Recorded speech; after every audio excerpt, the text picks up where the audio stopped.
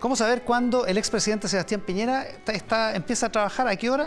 Se lo preguntamos a él mismo, porque parece que está muy activo, presidente. ¿Cómo está? Muchísimas gracias por la gentileza de estar acá. Iván, muy buenas tardes, lo felicito porque esta es la sexta temporada. En efecto, es el primer capítulo. Pocos programas llegan a su sexta temporada. Sí, y saludo a los telespectadores. Bueno, muchas gracias, la verdad es que yo me levanto, me despierto muy temprano. ¿A qué hora se despierta? Como a las 6 de la mañana. Ah, temprano ya. Y aprovecho el computador o las redes para leer los diarios, contestar los WhatsApp, contactarme con mis nietos. Se lo pregunto porque está muy activo últimamente. También en materia política. La verdad es que siempre he estado activo en materia política.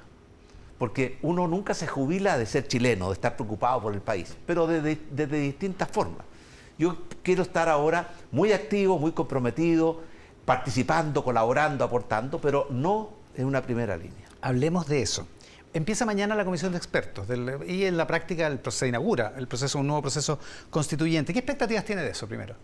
Mire, yo creo que el anterior proceso constituyente fue tan malo. Malo en la forma y en el fondo. Además de los excesos, los abusos, los escándalos, fue una convención que tenía dos errores garrafales. Primero, una filosofía equivocada. Querer crear un Estado todopoderoso que transformaba en súbditos a todos los ciudadanos, quitarles sus libertades para poder desarrollar sus vidas, para poder elegir cosas tan simples como la educación de sus hijos, la salud de sus familias, su ahorro previsional. Y además, con un espíritu refundacional, octubrista, muy violento. Yo estoy seguro que todos aprendimos la lección. Y por eso yo creo que este proceso constituyente va a ser muy distinto, en la forma y en el fondo. ¿Cómo pretende participar usted? Porque hay una discusión respecto a eso. Bueno, yo creo que es muy importante no desnaturalizar esta elección de miembros del Consejo Constitucional. El 7 de mayo. Claro, 7 de mayo. Son los candidatos los que tienen que ser los protagonistas, tienen que explicar qué tipo de constitución quieren para Chile, tienen que expresar y tratar de convocar con unidad. Y por eso cada persona tomará sus decisiones. Yo no sé qué irán a hacer los otros expresidentes, el presidente Frei, Lagos, Bachelet.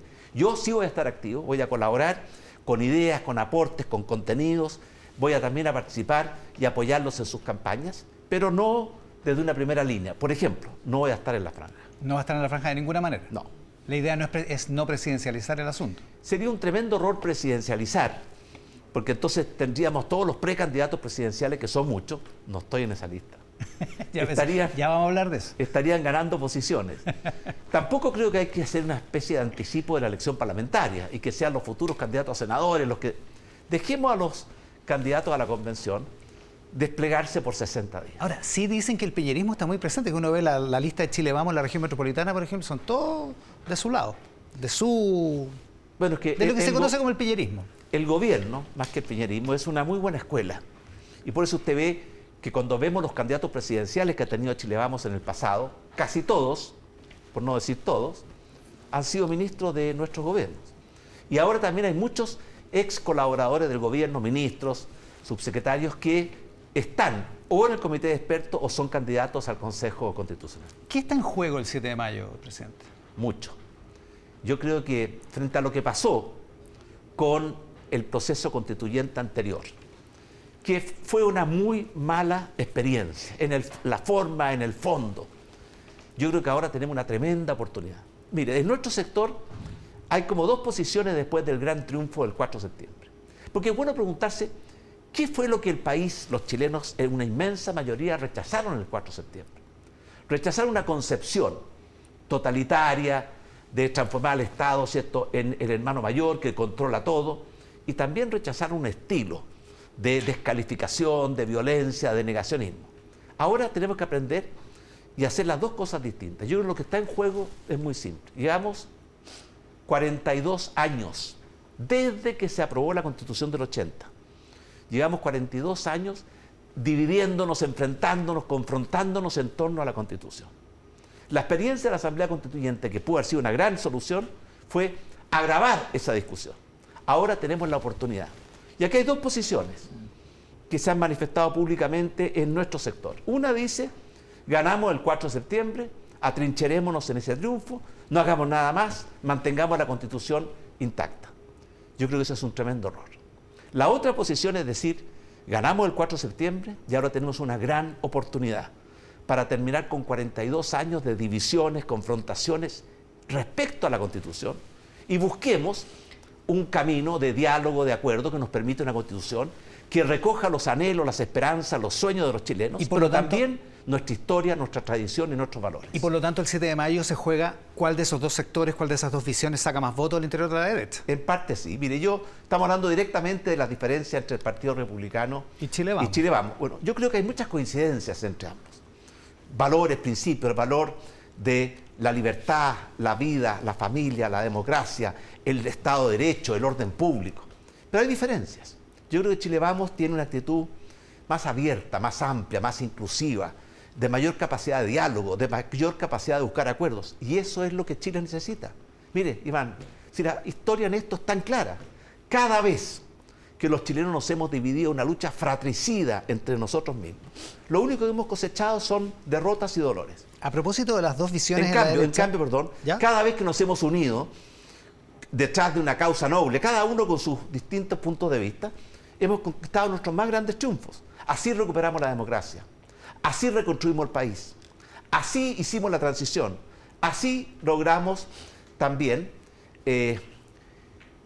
rescatar nuestros 33 mineros. Tal cual. Oiga, el presidente de la UDI, Javier Macaya, dice hoy en una entrevista en La Tercera, me parece que es La Tercera, dice, en Chile Vamos hay mejores candidatos que José Antonio Kast. De alguna manera marcando una línea, subrayando esa división de dos mundos de derecha, de dos visiones de derecha que están en disputa. Bueno, yo comparto lo que dice Javier Macaya. Yo creo que en Chile Vamos hay muy buenos candidatos. Hay muy buenos candidatos que son alcaldes, hay muy buenos candidatos que pueden estar en el Parlamento y por lo tanto Chile Vamos tiene el deber moral y tal vez la misión de ofrecerle al país un proyecto de país y de futuro, porque yo creo que el país no va por buen camino y por tanto la necesidad de enmendar, rectificar el rumbo es fundamental y Chile Vamos tiene muy buenos candidatos y yo espero que uno de ellos sea él o la próxima presidente de Chile. Gonzalo Cordero, que es columnista, experto en comunicación política, en fin, usted lo conoce, da una entrevista hoy día en el diario El Mercurio y dice que él ve movimientos presidenciales en tres personas, en el alcalde Carter, en la alcaldesa Matei y en el expresidente Piñera. ¿Qué aceptó 2 de 3. Mire, yo creo que son muchos más los que tienen aspiraciones y es legítimo. Pero yo le voy a decir a usted fuerte y claro, no está en mis planes nuevas candidaturas. ¿No? De ninguna manera. No. ¿Taxativo? No. ¿No es taxativo? Ahí dejo. No. Pero oiga, no, mire. ¿Ve que le gusta dejarla? No, yo he sido presidente de Chile 2 veces. Y déjeme decirle que nunca dejaré de agradecer a mis compatriotas el honor, la responsabilidad que me otorgaron. 2 veces haber sido elegido presidente de Chile democráticamente, para mí es un gran honor y no tengo ninguna pretensión de una nueva candidatura. Ya, pero mire, está aquí hoy día.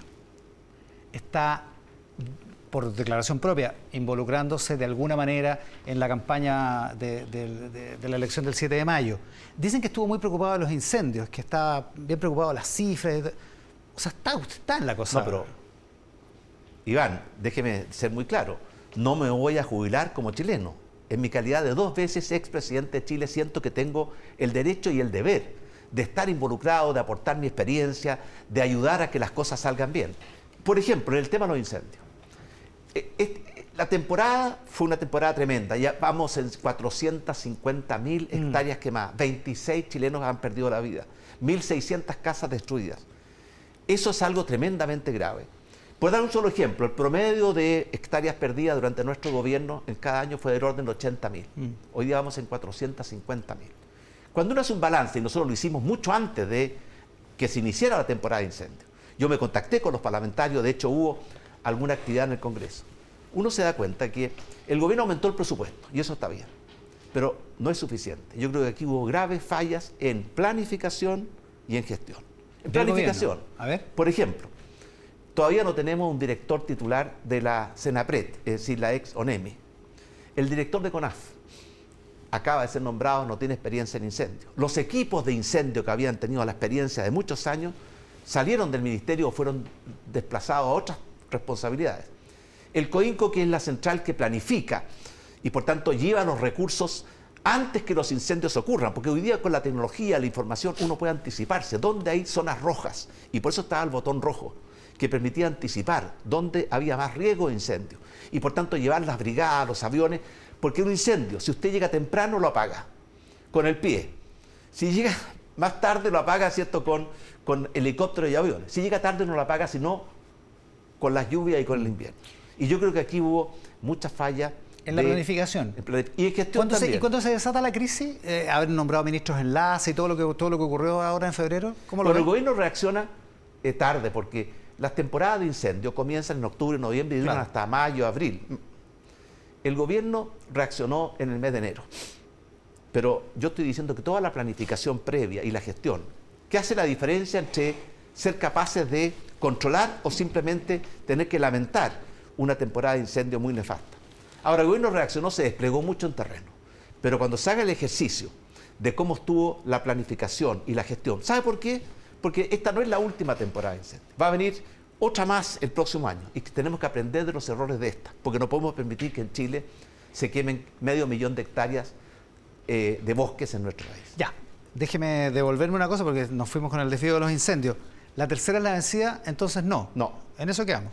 No. Ok, ya. ¿Cuántas veces necesita Iván? No, yo estoy bien. Oiga, ¿habla con el presidente a propósito de estas críticas, por ejemplo, de la planificación de los incendios? ¿Habla con el presidente? ¿Le ha dado consejo? Mire, he hablado con el presidente, no en los últimos meses. Yo siempre espero que los presidentes tomen la iniciativa porque no es bueno que uno esté permanentemente llamando al presidente. De hecho, cuando era una costumbre de los presidentes en Chile de convocar a los expresidentes cada cierto tiempo para recibir cierto análisis, comentarios, consejos, ¿cierto? Eso entiendo que no ha ocurrido. Sería tal vez una tradición buena de revivir. Pero en materia de incendios, nosotros cuando estaba la crisis total, le pedimos a nuestros ministros más experimentados que fueran a la moneda a compartir su experiencia y a ponerse a disposición. Y así fue. Y de hecho también fueron del gobierno de Bachelet por el 2017 y todo. Fue un buen gesto ese. Por supuesto. Mire, quiero decir una cosa, Iván. Hay que entender algo una vez por todas en Chile. El rol del gobierno y la oposición no es enfrentarse mutuamente hasta destruirse mutuamente. Eso no conduce a ninguna parte. El rol del gobierno y la oposición es cada uno desde su lugar, desde su responsabilidad, colaborar a que en Chile las cosas, ¿cierto?, vayan en la dirección correcta. Ahora, en ese mismo sentido, le dio un consejo esta semana, porque dijo que si estaba la idea de hacer un cambio de gabinete, que había que hacerlo luego. Yo me recuerdo cuando era presidente que me molestaba mucho cuando empezaban los pauteos de los medios, de los editorialistas, de los columnistas, de los propios parlamentarios. Así que empatiza con el presidente. Solidarizo con el presidente Boric porque viví lo mismo. Yo el único consejo que le doy es que si tiene tomada la decisión, es mejor hacerlo pronto, antes y no después. Porque un gabinete que está en duda, que está cuestionado, que está en lista de espera, no es un buen gabinete, no puede cumplir su labor en forma adecuada. Hablemos de economía. El IMACEC de esta semana fue una buena noticia para el país y para el gobierno. ¿Cómo ve el manejo económico este 2023? Bueno, sin duda que tuvimos una buena noticia con el IMACEC de enero, un crecimiento del 0,4, después de 4 o 5 meses de caídas. Mire, yo quiero ser muy franco en esto. Si uno ve el año 2022 desde el punto de vista económico, más allá de las buenas intenciones, que no las pongo en duda, fue un mal año para Chile. Y déjeme decirle por qué. Tuvimos una de las inflaciones más altas en muchas décadas. La tasa de crecimiento cayó a menos de la cuarta, quinta parte de lo que teníamos. El desempleo aumentó. La creación de empleos se estancó. La pobreza, de acuerdo al Banco Mundial, pasó de 2 a 10%. Y podríamos seguir. Además de eso, si uno suma los problemas que tenemos en seguridad ciudadana, crimen organizado, violencia en el sur, terrorismo, yo creo que no fue un buen año para Chile el 2022. Y por eso yo espero que en esta nueva etapa que se inicia en el mes de marzo podamos recuperar el rumbo y acelerar el ritmo. ¿Y le tiene fe, le tiene confianza al ministro Marcel? Usted lo nombró presidente del Banco Central, ni más ni menos. Bueno, el ministro Marcel sin duda que es una persona capaz y responsable. Ahora, yo tengo con él algunas discrepancias. Yo creo que dos cosas le podría decir. Me pareció que cuando se discutía el tema en la Asamblea Constituyente, que era un verdadero desastre para Chile, yo hubiera esperado que su voz se hubiera escuchado con más fuerza. Y en segundo lugar, yo creo que las dos reformas que está impulsando, la reforma tributaria y la reforma de pensiones, tienen fallas garrafales que hay que corregir. En la reforma tributaria, pretender aumentar en esa magnitud los impuestos, que crecerían ciertos 3,6 puntos del PIB, o sea, 25% más que los que tenemos hoy día, en medio de una economía que está estancada, que está con una crisis de crecimiento, que no es capaz de crear empleo. ¿Sabe usted que desde marzo del año 2022 la creación de empleo está totalmente estancada? Es un error. Pero además de eso en materia tributaria, yo creo que es muy importante que la reforma tributaria, además de recaudar, promueva la innovación, el emprendimiento, la inversión, el crecimiento económico. Y este proyecto hace muy poco en ese frente. Ya, porque no es un problema el timing, supongo, no es un problema de oportunidad de la reforma tributaria. Bueno, siempre las cosas tienen fondo, forma y oportunidad. Pero también la reforma previsional. Yo creo que es un tremendo error quitarles a los chilenos, en parte o en total, la propiedad de sus fondos de pensiones.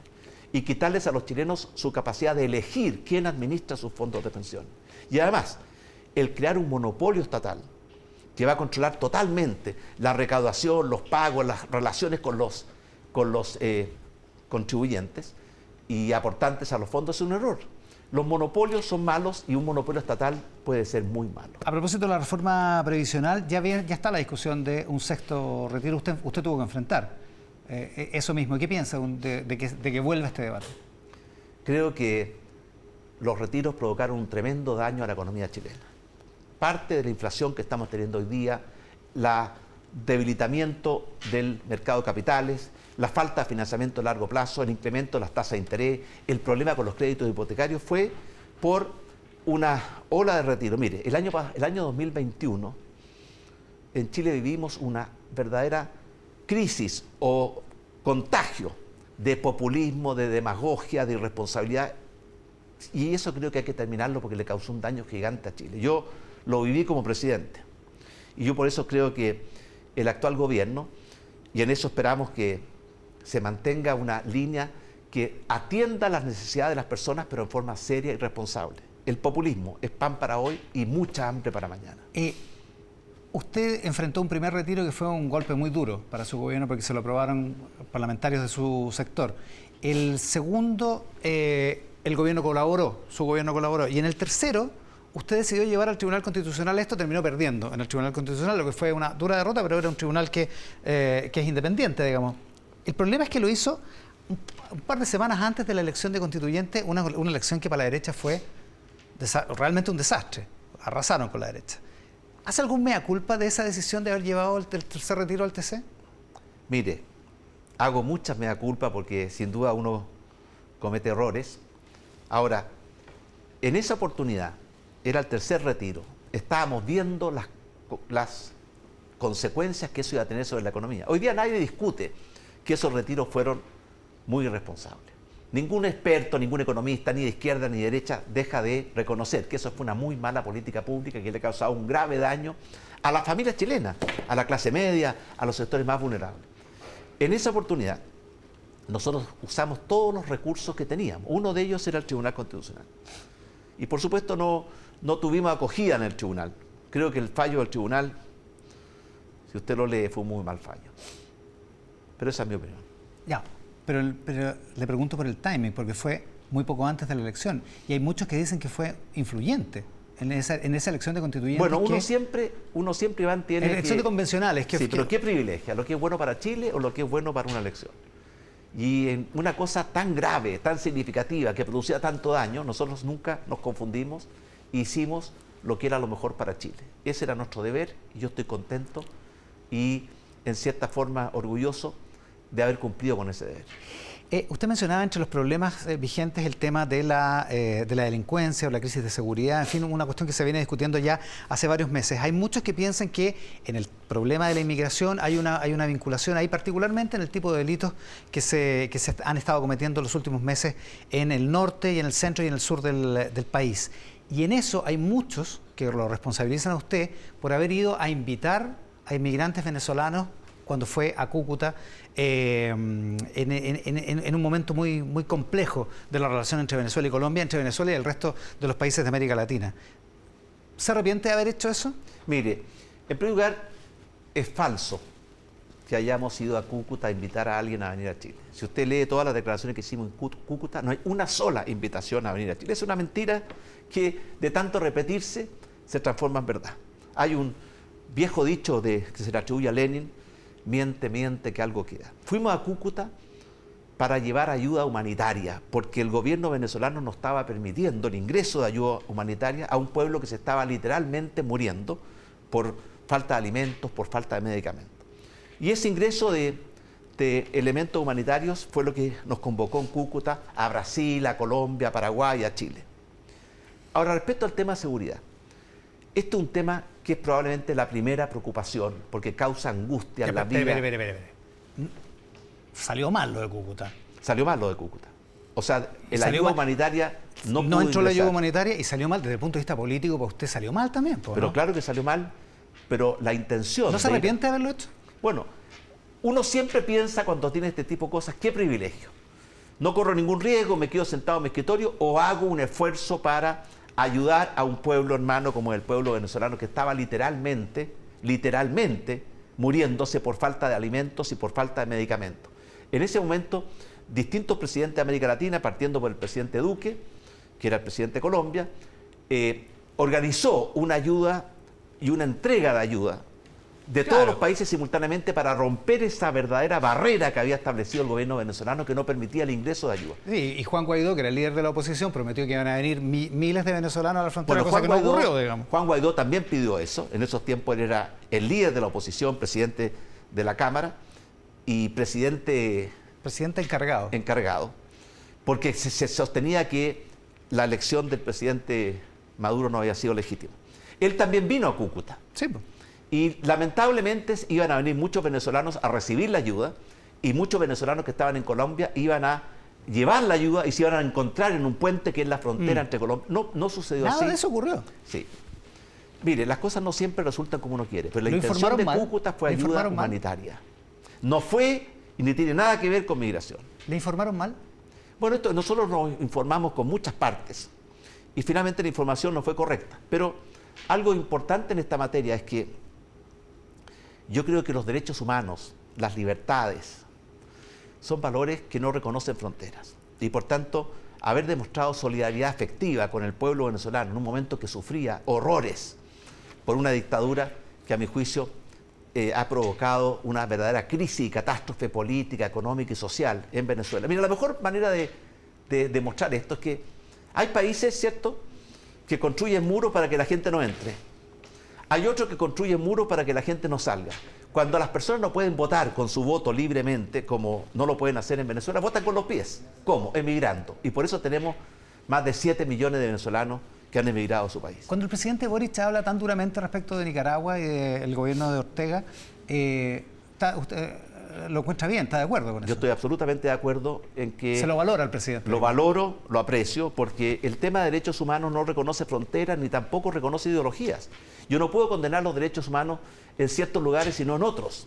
O puedo condenar los derechos humanos cuando son contrarios a mis ideas, pero no cuando son partidarios de mis ideas. Y desde ese punto de vista yo creo que el presidente Boric ha estado bien. Una crítica que se le hace a su gobierno en el tema de la inmigración es que se iniciaron las reconducciones sin haber establecido un diálogo con el gobierno de Bolivia que permitiera que esas reconducciones fueran exitosas, porque lo que pasa hoy es que Bolivia acepta a sus nacionales, pero no acepta a nacionales de ningún otro país, y por lo tanto tenemos un problema porque tenemos gente en tierra de nadie en la práctica, dentro del territorio chileno. Mire, en el tema de migraciones, igual que me gustaría hablar de seguridad después, pero el tema de migraciones, recuerde usted que entre los años 2017 y 2018, los últimos años de la presidenta Bachelet, ingresaron a Chile más de 300.000 haitianos y venezolanos, que lo hacían la mayoría por el aeropuerto Pudahuel, con contratos de trabajo falsos, con engaños, y eso provocó un verdadero desorden. Y cuando nosotros llegamos quisimos poner orden en la casa. Y lo primero que hicimos fue impulsar una nueva ley de migración, porque la que existía era de los años 70, absolutamente obsoleta. Y nos costó mucho. Y finalmente salió esa ley. Uno de los componentes de esa ley era la reconducción, que cuando una persona entra ilegalmente a Chile, los vamos a reconducir a la frontera. Usted sabe que la izquierda se opuso a la reconducción, votó en contra y lo llevó al Tribunal Constitucional. Y por lo tanto nosotros siempre quisimos, déjeme ir al fondo del tema, aquí hay un problema ideológico. Sí. La izquierda cree y piensa que toda persona tiene derecho a entrar a Chile y que una vez que están en Chile habrá que identificarlo, enrolarlo, regularizarlo. Nosotros creemos que todas las personas tienen derecho a migrar, pero todos los países tienen también derecho a decidir quién entra y quién no entra. Por eso nuestra posición ha sido una y siempre la misma. Sí a la migración legal, a los que vienen cumpliendo con nuestras leyes, a los que vienen a contribuir al desarrollo del país y a formar o crear una nueva vida. No a la migración ilegal, particularmente no a aquellos que vienen a cometer delitos o que vienen a causar daño. Pero déjeme decir una cosa, ¿sabe usted que permanentemente, cuando fuimos gobierno, el actual gobierno se oponía a la reconducción y se oponía a muchas cláusulas fundamentales de la ley de migración? Por ejemplo, hoy día para expulsar a un migrante ilegal se requieren 2 notificaciones. Primero se le avisa y en segundo lugar se va por segunda vez y ya no está. A notificarse. Entonces, tenemos un sistema que no está funcionando. Estamos claros. Y el gobierno parece haber cambiado de opinión respecto de las opiniones que sostuvo y con las que votó cuando eran oposición. Mire, Iván, déjeme decirle algo a usted. En materia de seguridad, por una vez, nosotros impulsamos una agenda de seguridad porque el problema de la seguridad... Pero un segundo. Pero es que le pregunté por si faltó o no una negociación con Bolivia. Un diálogo con Bolivia para esa reconstrucción. Negociamos con Bolivia permanentemente. ¿Y por qué Bolivia no está aceptando la reconstrucción? Porque, bueno, eso habría que preguntárselo a los bolivianos. Negociamos con Perú, con Argentina, con Bolivia, y efectivamente con Perú y Argentina logramos muy buenos acuerdos. Con Bolivia no, y el actual gobierno también está intentando... O sea, no se logró con Bolivia. No se logró con acuerdo. De que aceptaran, porque ellos dicen, ¿sabe qué más? Las personas que son colombianas, venezolanas, que entran a Bolivia, cruzan Bolivia y pasan a Chile, no es nuestra responsabilidad. Y yo digo, ¿por qué los deja entrar en la frontera original? Ese es el dilema. Entonces, ellos efectivamente no están colaborando y yo creo que es muy importante que colaboren. Pero sí quiero decir que en materia de migración, vea usted lo que nos costó lograr que los militares se involucraran y colaboraran con las policías. Eso fue el decreto 265, que fue de nuestro gobierno, que permitió a los ejércitos involucrarse. Y las críticas que recibimos del actual gobierno. Usted decía que el actual gobierno ha cambiado de opinión. Mira, ha cambiado de opinión en muchas cosas. Recuerde que lo que decía... Pero bueno, uno tiene derecho a cambiar de opinión. Por supuesto que sí. Cuando cambia la coordinación correcta es bueno. Acuérdense que ellos decían, vamos a refundar Carabineros, a partir de cero. Ahora se habla de modernizar Carabineros, que es muy necesario. Ellos decían, vamos a derogar la ley de seguridad del Estado. No lo van a hacer porque sería malo hacerlo. Ellos decían, no vamos a aplicar los estados de emergencia. Han renovado múltiples veces los estados de emergencia. Porque en el tema de seguridad, y ahora tercera la vencida, me va a dejar Iván. ¿Qué es lo que tendría que hacer? El problema de seguridad en Chile es gravísimo. Y es no solamente un problema en Chile, es un problema mundial. ¿Por qué? Porque la delincuencia ya no es la misma de antes, que era artesanal. Hoy día es una delincuencia organizada, financiada, con tecnología, que tiene cierto crimen organizado, que tiene bandas organizadas, que tiene armamento de guerra, que tiene además una crueldad infinita para matar, destruir. Es una delincuencia mucho más grave. Y Chile no puede enfrentar este tipo de delincuencia con los mismos instrumentos con que la enfrentábamos en el pasado. Por eso en nuestro gobierno promovimos una intensa y extensa agenda de seguridad, que nos costó mucho sacarla adelante. La ley antiterrorista, todavía no logramos sacarla. La ley, ¿cierto?, contra el crimen organizado. La ley contra el narcotráfico. Además de eso, acuérdese usted lo que costó la ley de control de identidad, o la ley anti-encapuchados, o la ley antibarricadas, la ley de infraestructura crítica para poder proteger nuestros centros de agua potable, de electricidad, de telecomunicaciones. Todo eso fue una lucha muy dura y que costó mucho tiempo y mucho esfuerzo salir adelante en el Congreso y aún no sale completa. Ya, pero no todos son leyes, también hay gestión, también hay cosas que hacer, Y lo segundo es gestión. Efectivamente, la ley es muy importante porque fija el marco y da las atribuciones. Y da herramientas, sin duda. Y después viene la gestión. Y efectivamente, usted ve que si usted evalúa la capacidad que tiene Carabineros hoy día de controlar el orden público o de combatir la delincuencia con la que tenía cuando iniciamos nuestro gobierno, son dos mundos distintos. Hoy día tiene mucho mejor información, mejor tecnología, mejor equipamiento, mejores instrumentos para poder combatir la delincuencia. ¿Y entonces qué falta para enfrentar esta crisis que usted describe? Yo creo que lo que falta es transformar la lucha contra la delincuencia, contra la violencia, en una causa nacional.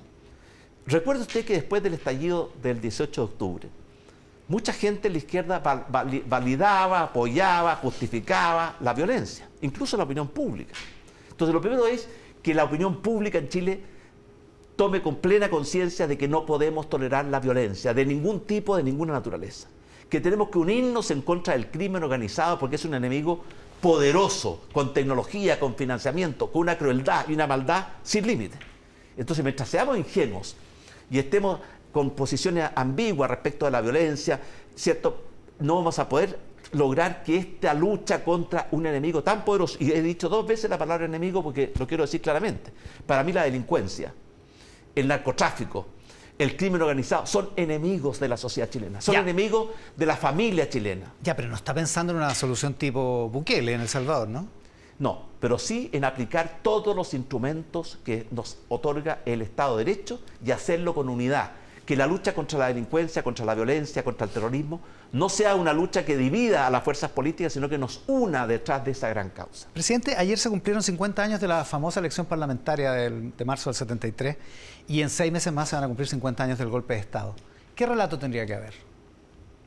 Mire, yo creo que es muy importante aprovechar bien estos 50 años, esta conmemoración de 50 años de golpe de Estado. Yo leí una declaración de la ministra de Cultura que llama versión oficial, ¿cierto?, o declaración oficial. En primer lugar, no pueden haber aquí verdades oficiales o declaraciones oficiales. ¿Qué significa eso? ¿Que esa es la única verdad? Pero en segundo lugar, parte con un grave error, porque da la impresión que la democracia chilena se derrumbó, se destrozó el 11 de septiembre del año 73. Venía enferma de mucho antes, Iván. Enferma de violencia, de descalificaciones, de negacionismo, enferma de confrontación, enferma de nula capacidad de diálogo y acuerdos. Y además, enferma porque se había perdido el respeto por el Estado de Derecho. Como lo dijo la Corte Suprema y la Cámara de Diputados y la Contraloría, el gobierno de la Unión Popular no cumplía ni respetaba la Constitución. Entonces el 11 de septiembre fue el día en que todo esto llegó a su punto máximo. Y yo estoy seguro, Iván, que cometimos muchos errores los chilenos, antes y después del 11 de septiembre. Y yo estoy seguro que los que cometieron esos errores lo saben, lo reconocen, están arrepentidos y no volverían a cometerlos. Y por lo tanto, yo creo que frente a esta conmemoración tenemos 2 caminos. Uno es revivir los mismos odios, querellas, divisiones, enfrentamientos, violencia que tanto nos dividió durante la Unidad Popular y durante el gobierno militar. Y lo otro es aprender de esos errores y buscar acuerdos para que podamos, como lo hicimos para recuperar la democracia, y buscar acuerdos para que Chile pueda avanzar hacia un futuro con mayor unidad, paz, sin perjuicio que tengamos ideas distintas. Y yo creo que ahí se van a enfrentar 2 formas. Uno, van a querer exacerbar las diferencias y revivir los odios. Otros vamos a querer aprender de esas experiencias para construir un Chile mejor. Ahora, supongo que la búsqueda de verdad y justicia no es parte de, usted no lo describiría como exacerbar las diferencias. La búsqueda de verdad y justicia es un valor permanente. Ya, se lo pregunto porque hay muchos que están pidiendo, muchos sectores ligados a las víctimas de las violaciones a los derechos humanos de la dictadura, pidiendo un gesto a las Fuerzas Armadas a propósito de estos 50 años. Dicen que es la última oportunidad incluso que esto se podría hacer. Entre otras cosas, terminar con los pactos de silencio. ¿Usted cree que efectivamente en las Fuerzas Armadas o en quienes estaban en las Fuerzas Armadas en esa época, ¿existen pactos de silencio? Bueno, hubo mucho pacto de silencio, que de hecho hizo muy difícil poder buscar esa verdad y hacer justicia y hacer reparación. Hubo. Y eso está acreditado en los propios procesos judiciales. De hecho, recién la Corte Suprema acaba de condenar a un montón de personas y entre ellas estaba el hecho de haber participado y también de haber ocultado. Y por lo tanto, la búsqueda de la verdad, la búsqueda de la justicia y la búsqueda de la reparación es un esfuerzo que Chile ha hecho durante los últimos 40 años, pero que todavía nos quedan pasos por dar. Pero una cosa muy distinta es, en el fondo, utilizar los 50 años de este quiebre de la democracia chilena para volver a revivir las mismas odiosidades, querellas. Miren, no tenemos derecho, Iván, a transmitirle a las generaciones futuras nuestras propias divisiones. De hecho, más de la mitad, mucho más de la mitad de la población no había nacido. No había nacido, tal cual. Oiga, usted fue presidente 2 veces. ¿Usted le asiste a la convicción de que las Fuerzas Armadas, que el Ejército, por ejemplo, no tiene más información respecto a los detenidos desaparecidos? Bueno, han habido varios intentos por obtener esa información. Acuérdese la mesa que hizo el presidente Frey con Edmundo Pérez Lloma.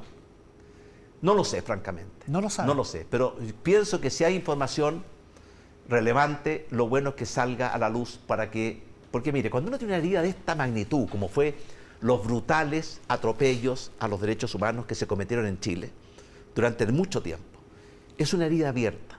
Usted tiene 2 alternativas. Una es simplemente cubrirla, ¿cierto? y simplemente ignorarla. Eso significa que se va a transformar en una gangrena. La otra opción es abrirla, limpiarla, pero después dejarla curar. Eso es lo que nosotros debiéramos hacer. No eludir la verdad y la justicia, pero buscar una forma de superar tiempos de tanta división. Yo creo que el gobierno de Unidad Popular y el gobierno militar fueron los dos gobiernos que más dividieron a Chile desde el gobierno de Balmaceda, en que fue la guerra civil del año 1891. Y eso es muy malo. ¿Debieran las Fuerzas Armadas hacer un gesto? Bueno, han hecho muchos gestos. Años? Yo recuerdo Nunca Más del general Cheire.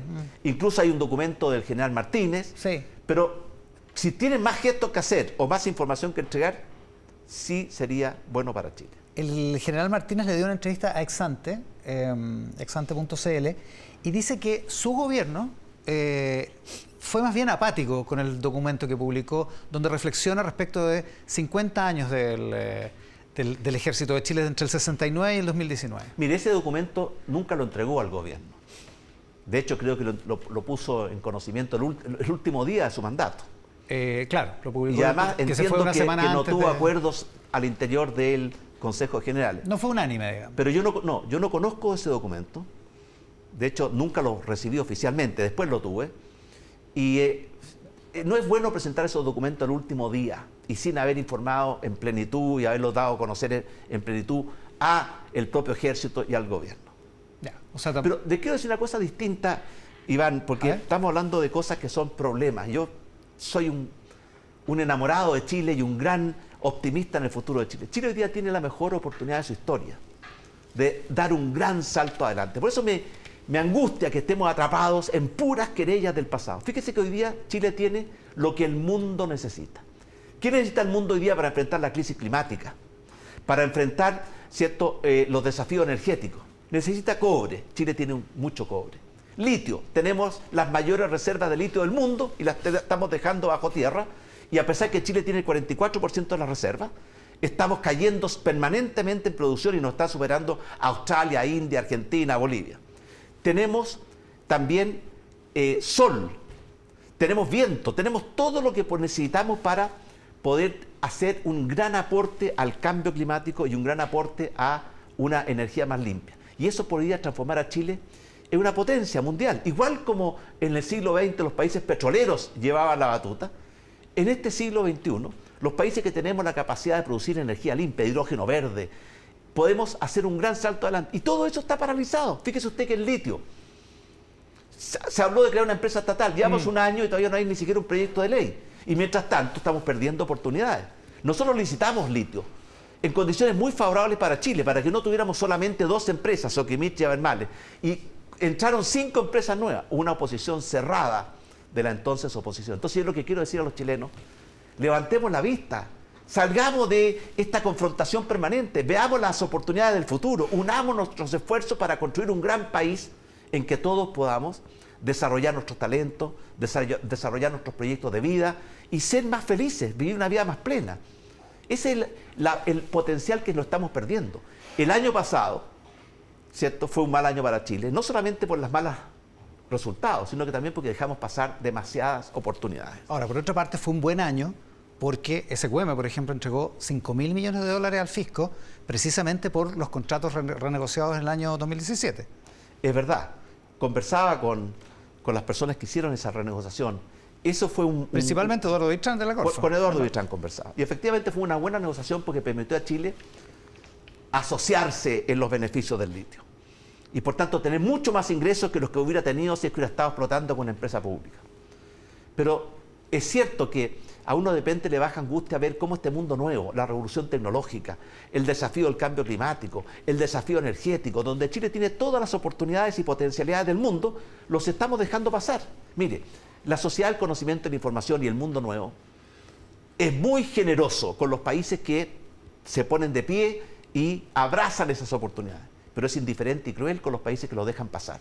Y yo siento que Chile está dejando pasar demasiadas oportunidades. ¿Por qué? ¿Porque hay mucho ideologismo en el gobierno? Porque hay mucho ideologismo en el gobierno. Por ejemplo, lo importante es que explotemos el litio ahora que está, ¿cierto?, con precios absolutamente fuera de lo normal. Increíble, que probablemente nunca más va a volver a ocurrir. Que explotemos nuestras riquezas, protegiendo el medio ambiente y la naturaleza. Por supuesto que sí. Pero esta ideología de que solo el Estado tiene que hacer las cosas importantes. Mire, una cosa es lo público, que nos interesa a todos. Y otra cosa lo estatal, que es un sector de la economía.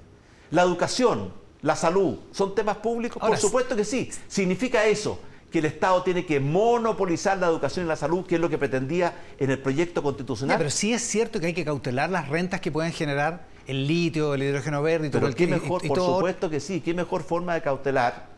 Mire, esto como a veces como el perro hortelano, ¿cierto? Que no come ni deja comer. Claro que hay que cautelar.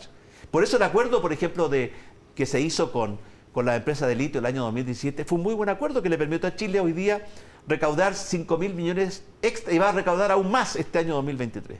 Entre paréntesis, el superávit fiscal que tuvimos se debe a tres cosas. Uno, que el presupuesto que nosotros presentamos a fines del año 2021 para el año 2022 contemplaba una reducción de gasto de 24%. Segundo, que el crecimiento del año 2021, que fue casi 12%, generó muchos ingresos. Y tercero, que el litio prestó una colaboración de más de 5.000 millones.